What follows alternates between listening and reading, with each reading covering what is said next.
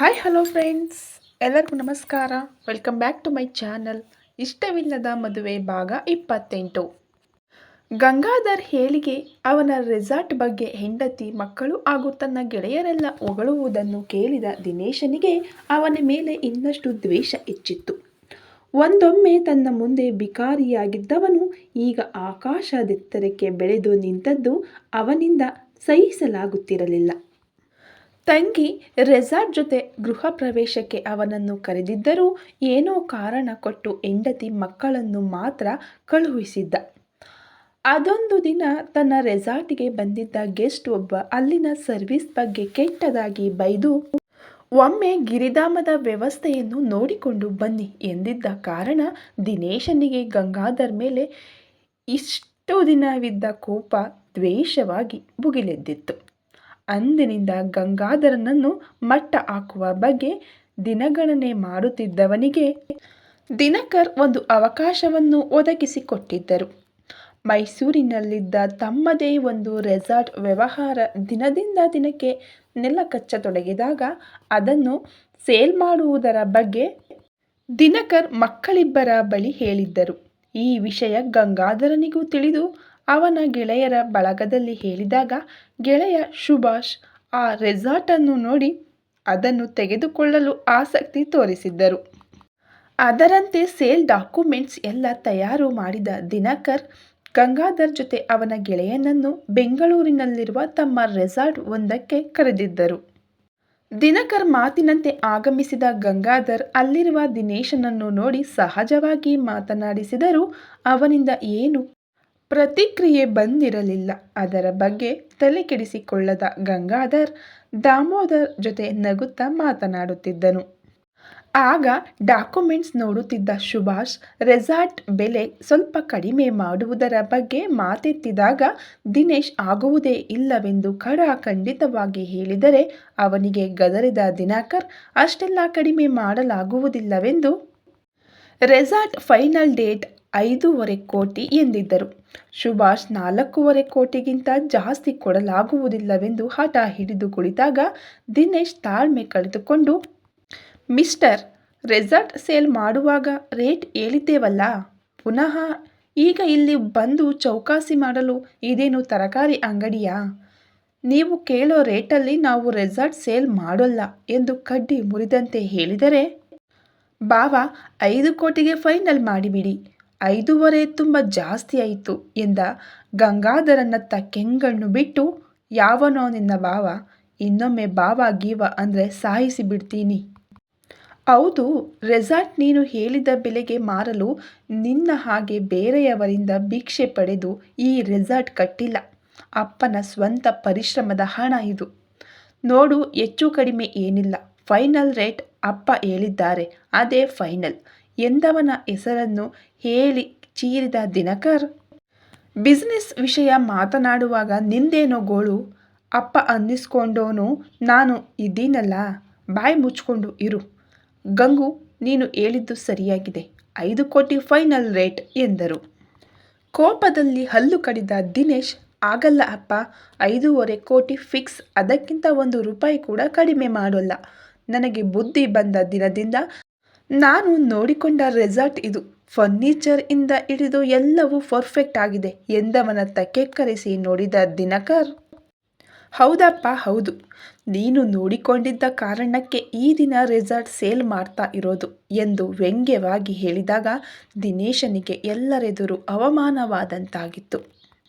ಅವನ ಬಾಯಿಗೆ ಬೀಗ ಬಿದ್ದಾಗ ಗಂಗಾಧರ್ ಹೇಳಿದ ರೇಟ್ ಫಿಕ್ಸ್ ಮಾಡಿ ಡಾಕ್ಯುಮೆಂಟ್ಸ್ ಕಂಪ್ಲೀಟ್ ಮಾಡಿದ ದಿನಕರ್ ರೆಸಾರ್ಟಿನ ಎಲ್ಲ ಡಾಕ್ಯುಮೆಂಟ್ಸನ್ನು ಸುಭಾಷ್ ಕೈಗೆ ಹಸ್ತಾಂತರಿಸಿದರು. ಎಲ್ಲವನ್ನೂ ನೋಡುತ್ತಿದ್ದ ದಿನೇಶನಿಗೆ ಇದೆಲ್ಲ ಆಗಿದ್ದು ಗಂಗಾಧರನಿಂದ ಎಂದು ಅವನ ಮೇಲೆ ಮತ್ತಷ್ಟು ಕೋಪ ಅಸಮಾಧಾನ ಹೆಚ್ಚಿಸಿಕೊಂಡು ಅವನಿಗೊಂದು ಗತಿ ಕಾಣಿಸಬೇಕೆಂದು ನಿರ್ಧರಿಸಿ ಸೀದಾ ತನ್ನ ಆಫೀಸ್ ರೂಮಿನೊಳಗಡೆ ಹೋಗಿ ಲಾಕರ್ ಒಳಗಿದ್ದ ಲೈಸೆನ್ಸ್ ಗನ್ ಹಿಡಿದುಕೊಂಡು ಬಂದನು. ಸುಭಾಷ್ ಅಪ್ಪ ಮತ್ತು ಅಣ್ಣ ದಾಮೋದರ್ ಜೊತೆ ರೆಸಾರ್ಟ್ ಪೂರ್ತಿ ನೋಡುತ್ತಿರುವುದನ್ನು ಗಮನಿಸಿ ಗಂಗಾಧರನಿಗೆ ಸುತ್ತಲೂ ಹುಡುಕಾಡಿದರೆ ಗಾರ್ಡನ್ ಬಳಿ ಇರುವ ಕೃತಕವಾದ ನೀರಿನ ಕಾರಂಜಿ ಬಳಿ ನಿಂತಿದ್ದನು. ಅವನ ಅಕ್ಕಪಕ್ಕ ಯಾರೂ ಇಲ್ಲದಿರುವುದನ್ನು ಗಮನಿಸಿ ಅವನತ್ತ ಹೆಜ್ಜೆ ಹಾಕಿ, "ಏನ್ ಸರ್, ಅಲ್ಪನಿಗೆ ಐಶ್ವರ್ಯ ಬಂದಾಗ ನೆಲ ಕಾಣೋಲ್ಲ ಅನ್ನೋ ಹಾಗೆ ಯಾರದೋ ದುಡ್ಡಲ್ಲಿ ರೆಸಾರ್ಟ್ ಕಟ್ಟಿ ಬಾರಿ ಮೆರೀತಾ ಇದ್ದೀರಾ? ಅಲ್ಲ, ನಿನ್ನ ಉದ್ಧಾರ ಅದು ಹೇಗೆ ಬೇಕಾದರೂ ಮಾಡೋ, ನಮ್ಮ ವಿಷಯಕ್ಕೆ ಯಾಕೆ ಬರ್ತೀಯಾ?"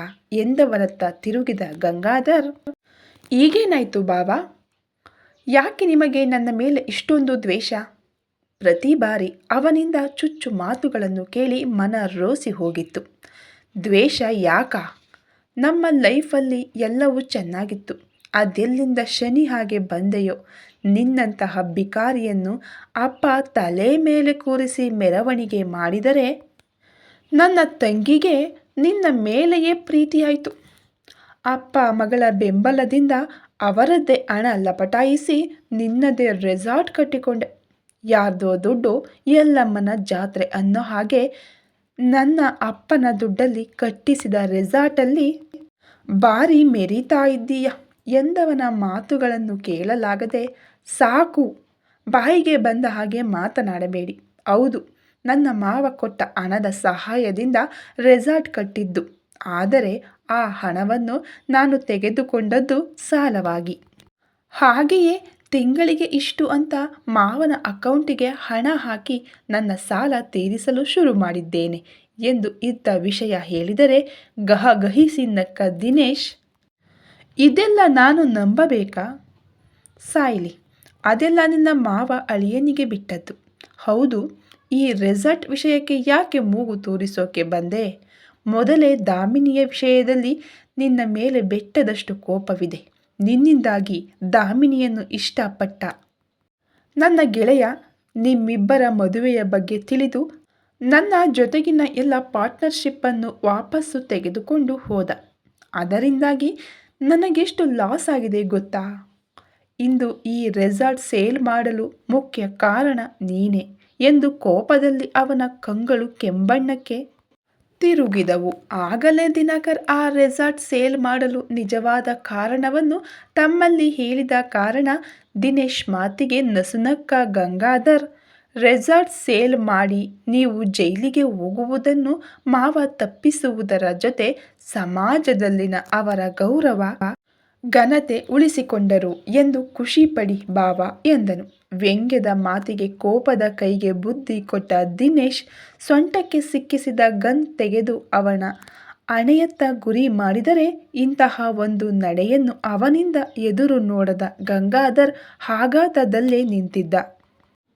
"ಈಗ ಬೊಗಳೋ, ಏನೋ ಹೇಳ್ತಾ ಇದೀಯಲ್ಲ? ಅಂದ್ರೆ ನಿನ್ನ ಮಾವ ಆಗಲೇ ನಿನ್ನ ಬಳಿ ಎಲ್ಲ ಡಂಗುರ ಸಾರಿದ್ರಾ?" ಎಂದು ಉಬ್ಬೇರಿಸಿ ಕೇಳಿದನು. "ಆ ರೆಸಾರ್ಟಲ್ಲಿ ಡ್ರಗ್ಸ್ ದಂಧೆ ಶುರುವಾಗಿ ವರ್ಷಗಳೇ ಆಗಿತ್ತು." ದಿನೇಶ್ ಗೆಳೆಯ ಅಂದುಕೊಂಡವನು ಹೆಸರಿಗೆ ಮಾತ್ರ ಹೋಟೆಲ್ ಉದ್ಯಮಿ.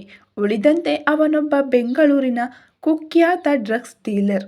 ಅವನಿಗೆ ರಾಜಕಾರಣಿಗಳ ಕೈವಾಡ ಇದ್ದ ಕಾರಣ ಅದೆಷ್ಟು ಗೌಪ್ಯವಾಗಿ ಅವನೆಲ್ಲ ಚಟುವಟಿಕೆಗಳನ್ನು ನಡೆಸುತ್ತಿದ್ದ ಎಂದರೆ, ಅವನ ಜೊತೆ ಸೇರಿ 6 ತಿಂಗಳಾದರೂ ದಿನೇಶನಿಗೆ ಅದರ ಅರಿವಿರಲಿಲ್ಲ.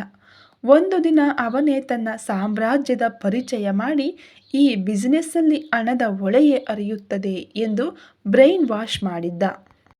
ಅದರಂತೆ ದಿನೇಶ್ ನಡೆಸುತ್ತಿದ್ದ ರೆಸಾರ್ಟ್ ವೀಕೆಂಡಲ್ಲಿ ದೊಡ್ಡ ದೊಡ್ಡ ಉದ್ಯೋಗಿಗಳಿಂದ ತುಂಬಿರುತ್ತಿತ್ತು. ಅಲ್ಲಿ ಪಾರ್ಟಿ ನಡೆಯುವಾಗ ಡ್ರಗ್ಸ್ ಕೊಡುವಂತೆ ಅವನೇ ಬಲವಂತ ಮಾಡಿದಾಗ ಭಯದಲ್ಲೇ ಅಲ್ಲೇ ಕೆಲಸ ಮಾಡುವ ತನ್ನ ನಂಬಿಕಸ್ಥ ಒಂದೆರಡು ಹುಡುಗರನ್ನು ಆ ಕೆಲಸಕ್ಕೆ ಬಿಟ್ಟನು. ಕ್ರಮೇಣ ದಿನೇಶ್ ಊಹಿಸಿದ್ದಕ್ಕಿಂತ ಜಾಸ್ತಿ ಡ್ರಗ್ಸ್ ಬೇಡಿಕೆ ಜೊತೆ ಹಣವು ಬರತೊಡಗಿದಾಗ ಗೆಳೆಯನ ಮಾತಿನಂತೆ ಇನ್ನಷ್ಟು ಡ್ರಗ್ಸ್ ತರಿಸಿ ಅಲ್ಲಿ ಕೊಡುವ ಎಲ್ಲ ವ್ಯವಸ್ಥೆ ಮಾಡಿದನು. ವರ್ಷಗಳವರೆಗೆ ಅದರ ಬಗ್ಗೆ ಯಾರಿಗೂ ತಿಳಿಯಲೇ ಇಲ್ಲ. ಯಾವಾಗ ದಾಮಿನಿ ಮತ್ತು ಗಂಗಾಧರ್ ಮದುವೆಯಾಯ್ಕೆಯೆಂದು ದಿನೇಶ್ ಗೆಳೆಯನಿಗೆ ತಿಳಿಯಿತೋ ಆಮೇಲೆ ಅವನು ಡ್ರಗ್ಸ್ ಸಪ್ಲೈ ಮಾಡುವುದು ನಿಲ್ಲಿಸಿದ್ದ. ಆ ದಿನದಿಂದ ಒಂದಲ್ಲ ಒಂದು ಹೊಡೆತ ದಿನೇಶನ ಆ ರೆಸಾರ್ಟ್ ಮೇಲೆ ಬೀಳಲು ಶುರುವಾಗಿ ವಾರಕ್ಕೊಂದರಂತೆ ಆಗುತ್ತಿರುವ ಗಲಾಟೆ ಹೇಗೋ ದಿನಕರ್ ಕಿವಿಗೆ ಬಿದ್ದಿತ್ತು. ಮಗನನ್ನು 2 ದಿನಗಳ ಮಟ್ಟಿಗೆ ಬೇರೆ ಕೆಲಸದಲ್ಲಿ ವ್ಯಸ್ತವಾಗಿಸಿದ್ದ ದಿನಕರ್ ಅವನ ರೆಸಾರ್ಟಿಗೆ ಭೇಟಿ ಇಟ್ಟು ಎಲ್ಲವನ್ನು ಕೂಲಂಕುಷವಾಗಿ ಗಮನಿಸಿದಾಗ ಮಗನ ಈ ಅವ್ಯವಹಾರ ಅವರ ಕಣ್ಣಿಗೆ ಬಿದ್ದು ಉಗ್ರ ರೂಪ ತಾಳಿದ್ದರು. ಇದೆಲ್ಲ ನಡೆದು ವಾರಕ್ಕೆ ಡ್ರಗ್ಸ್ ವಿಷಯವಾಗಿ ಪೊಲೀಸ್ ಕಡೆಯಿಂದ ದಿನೇಶ್ ನಡೆಸುತ್ತಿದ್ದ ರೆಸಾರ್ಟ್ ಮೇಲೆ ದಾಳಿ ನಡೆದಿತ್ತು. ದಿನಕರ್ ಮುನ್ನೆಚ್ಚರಿಕೆಯಿಂದ ಏನೂ ಸಿಗದೆ ಪೊಲೀಸ್ ವಾಪಸ್ ಹೋದರೂ ಡ್ರಗ್ಸ್ ಡೀಲರ್ ಲಿಸ್ಟಲ್ಲಿ ಮಗನ ಹೆಸರಿರುವುದಾಗಿ ಕೆಲವು ಸಾಕ್ಷಿಗಳಿವೆ ಎಂದು ಪೊಲೀಸ್ ಹೇಳಿದ್ದರು. ತಕ್ಷಣ ಮಗನ ಪರಿಚಯದ ರಾಜಕಾರಣಿ ಹಾಗೂ ಪೊಲೀಸ್ ಇಲಾಖೆಗೆ ಸಾಕಷ್ಟು ಹಣ ಸುರಿದು ಮಗನ ಹೆಸರನ್ನು ಎಲ್ಲ ಕಡೆಯಿಂದಲೂ ತೆಗೆಸಿ ಅವರೆಲ್ಲ ಬಾಯಿ ಮುಚ್ಚಿಸಿ ಮಗನಿಗೆ ಒಂದಷ್ಟು ಬುದ್ಧಿ ಹೇಳಿ ಅವನಿದ್ದ ರೆಸಾರ್ಟ್ ಮಾರಲು ತೀರ್ಮಾನಿಸಿದ್ದರು. ಈ ವಿಷಯವೆಲ್ಲ ದಿನಕರ್ ಮೊಮ್ಮಗನನ್ನು ಭೇಟಿಯಾಗಲು ಹೋದಾಗ ಮಗಳು ಅಳಿಯನಿಗೆ ಹೇಳಿ ಬೇಸರ ವ್ಯಕ್ತಪಡಿಸಿದ್ದರು. ಅವರ ನೋವನ್ನರಿತ ಗಂಗಾಧರ್ ನಗರದ ಒಂದೆರಡು 5 ಸ್ಟಾರ್ ಹೋಟೆಲ್ ಮಾಲೀಕನಾದ ತನ್ನ ಗೆಳೆಯ ಸುಭಾಷನಿಗೆ ಸೂಕ್ಷ್ಮವಾಗಿ ವಿಷಯ ತಿಳಿಸಿದಾಗ ರೆಸಾರ್ಟ್ ನೋಡಿದ ತಕ್ಷಣ ಅದನ್ನು ಕೊಂಡುಕೊಳ್ಳಲು ಒಪ್ಪಿದ್ದನು. ಮಾವನ ಮಾತನ್ನು ಮೆಲುಕು ಹಾಕುತ್ತಿದ್ದವನ ಕೊರಳ ಪಟ್ಟಿ ಹಿಡಿದು ಹಣೆಗೆ ಗನ್ನನ್ನು ಬಲವಾಗಿ ಹಿಡಿದಾಗ ತಕ್ಷಣ ವಾಸ್ತವಕ್ಕೆ ಬಂದ ಗಂಗಾಧರ್ ತನ್ನೆದುರು ನಿಂತಿರುವ ಉಗ್ರ ರೂಪಿಯನ್ನು ನೋಡಿ ಭಯದಲ್ಲಿ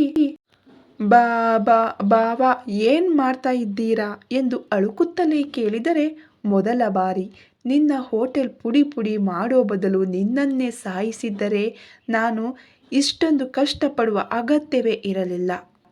ನಿನ್ನಿಂದಾಗಿ ನಾನು ನನ್ನ ತಂಗಿಯ ಜೊತೆ ಒಂದೊಬ್ಬ ಒಳ್ಳೆ ಗೆಳೆಯನನ್ನು ಕಳೆದುಕೊಂಡೆ. ನಿನ್ನಿಂದಾಗಿ ಈ ದಿನ ನನ್ನ ಅಪ್ಪ ನನ್ನ ಮುಖ ನೋಡಲು ಇಷ್ಟಪಡೋಲ್ಲ ಎಂದು ಕೋಪದಲ್ಲಿ ಹೇಳಿದವನು ಗಂಗಾಧರ್ ಕೊರಳ ಪಟ್ಟಿ ಬಿಟ್ಟು ದೂರಕ್ಕೆ ತಳ್ಳಿ ಅವನೆದುರು ಎರಡೂ ಕೈಯಲ್ಲಿ ಲೋಡ್ ಆಗಿದ್ದ ಗನ್ನನ್ನು ಗಟ್ಟಿಯಾಗಿ ಹಿಡಿದು ಟ್ರಿಗರ್ ಪ್ರೆಸ್ ಮಾಡಿ ಒಂದರ ಹಿಂದೆ ಒಂದರಂತೆ 3 ಗುಂಡು ಹಾರಿಸಿ ಕ್ಷಣದಲ್ಲೇ ಅಣ್ಣಾ ಎಂದು ಚೀರುತ್ತಾ ಗನ್ ಕೈ ಚೆಲ್ಲಿದನು. ಅವನ ಎದುರುಗಡೆ ದಾಮೋದರ್ ರಕ್ತದ ಕೋಡಿಯಲ್ಲಿ ಬಿದ್ದಿದ್ದರೆ ಅವನ ಪಕ್ಕದಲ್ಲೇ ಗಂಗಾಧರ್ ಕೂಡ ಪ್ರಜ್ಞೆ ತಪ್ಪಿ ಬಿದ್ದಿದ್ದನು. ಅಲ್ಲಿ ಆಗಿದ್ದು ಇಷ್ಟೇ. ಅಪ್ಪ ಹಾಗೂ ಸುಭಾಷ್ ಜೊತೆ ಸ್ವಲ್ಪ ದೂರ ಹೋದ ದಾಮೋದರನಿಗೆ ಸ್ಕೂಲಿಗೆ ಬಿಟ್ಟು ಬಂದ ಮಗಳ ಜೊತೆ ಸ್ಕೂಲ್ ಡೇಗೆ ಬರಲೇಬೇಕು ಎಂದವಳ ನೆನಪಾಗಿ ಅಪ್ಪನ ಬಳಿ ಹೇಳಿ ಅಲ್ಲಿಂದ ಹೊರಟವನಿಗೆ ಗಾರ್ಡನ್ ಬಳಿ ತಮ್ಮನ ಜೋರಾದ ಮಾತು ಕೇಳಿ 10 ಹೆಜ್ಜೆ ಹಾಕಿದರೆ ಗಂಗಾಧರ್ ಶರ್ಟು ಕಾಲರ್ ಹಿಡಿದಿರುವ ತಮ್ಮನ ಕೈಯಲ್ಲಿನ ಗನ್ ನೋಡಿ ಒಮ್ಮೆ ಅವನು ಭಯದಿಂದ ಕಂಪಿಸಿದ್ದನು. ತಕ್ಷಣವೇ ಗಂಗು, ದಿನೇಶ್ ಎನ್ನುತ್ತಾ ಅವರತ್ತ ಓಡಿದವನು ಗಂಗಾಧರನನ್ನು ತಲುಪುವಷ್ಟರಲ್ಲಿ ಒಂದು ಬುಲೆಟ್ ಗಂಗಾಧರ್ ತೋಳನ್ನು ಸೀಳಿ ಹೋಗಿಯಾಗಿತ್ತು. ಅವನು ನೋವಲ್ಲೇ ಚೀರಿ ಕೈ ಹಿಡಿಯುತ್ತಾ ಹಿಂದೆ ಸರಿದರೆ ಓಡುತ್ತಲೇ ಬಂದ ದಾಮೋದರ್ ಗಂಗಾಧರನನ್ನು ತಳ್ಳಿದಾಗ ಅವನ ಎದೆಗೆ ಬೀಳಬೇಕಾದ 2 ಬುಲೆಟ್ ದಾಮೋದರ್ ಎದೆಗೆ ಹೊಕ್ಕಿ ಕ್ಷಣದಲ್ಲೇ ನೆಲಕಚ್ಚಿದನು. ಈ ಕತೆ ಇನ್ನು ಮುಂದುವರಿಯಲಿದೆ. ದಯವಿಟ್ಟು ವಿಡಿಯೋ ನೋಡ್ತಾ ಇರೋರು ಇನ್ನೂ ಯಾರೆಲ್ಲ ಸಬ್ಸ್ಕ್ರೈಬ್ ಮಾಡಿಲ್ವೋ ಈಗಲೇ ಹೋಗಿ ಸಬ್ಸ್ಕ್ರೈಬ್ ಆಗಿ. ವಿಡಿಯೋ ಇಷ್ಟ ಆದರೆ ವಿಡಿಯೋಗೆ ಒಂದು ಲೈಕ್ ಮಾಡಿ. ವಿಡಿಯೋ ಇಷ್ಟ ಆದರೆ ನಿಮ್ಮ ಫ್ರೆಂಡ್ಸ್ ಮತ್ತು ಫ್ಯಾಮಿಲಿಗೆ ಶೇರ್ ಮಾಡಿ. ಹಾಗೆ ನಿಮ್ಮ ಅನಿಸಿಕೆ ಮತ್ತು ಅಭಿಪ್ರಾಯಗಳನ್ನು ನಮಗೆ ಕಾಮೆಂಟ್ ಮೂಲಕ ತಿಳಿಸಿಕೊಡಿ. ವಿಡಿಯೋ ನೋಡಿದ ನಿಮ್ಮೆಲ್ಲರಿಗೂ ತುಂಬು ಹೃದಯದ ಧನ್ಯವಾದಗಳು. Thank you so much. Thank you.